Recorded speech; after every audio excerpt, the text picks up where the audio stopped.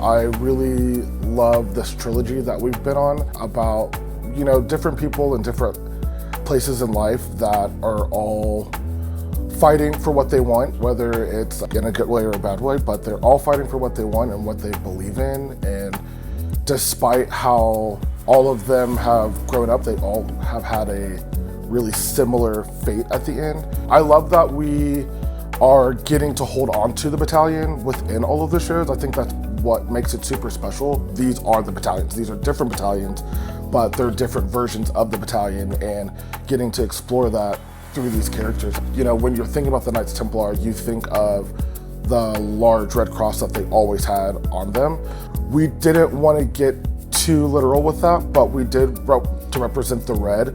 The red is something that's super important for battalion, but it was also something that goes along with the Knights Templar, so that was something that was super important to be able to show that specifically in the front of the jacket. It's not so much in the back, but it's definitely something when they're flipped to the front that you see in front of them. What I've drawn from is their willingness to fight for what they believe in. They are on the search for whatever that could be for them. There's a lot of perseverance, there's a lot of determination, there's a lot of fight and a lot of grit, but at the same time there's a lot of brotherhood. They are very connected with one another, they fight for each other, and they all, and especially in our production, have this calling and that have this intuition that there is something bigger and something greater. And I think that's been something that's been really cool to explore, because they are this military group, but there's also like a really strong brotherhood between all of them.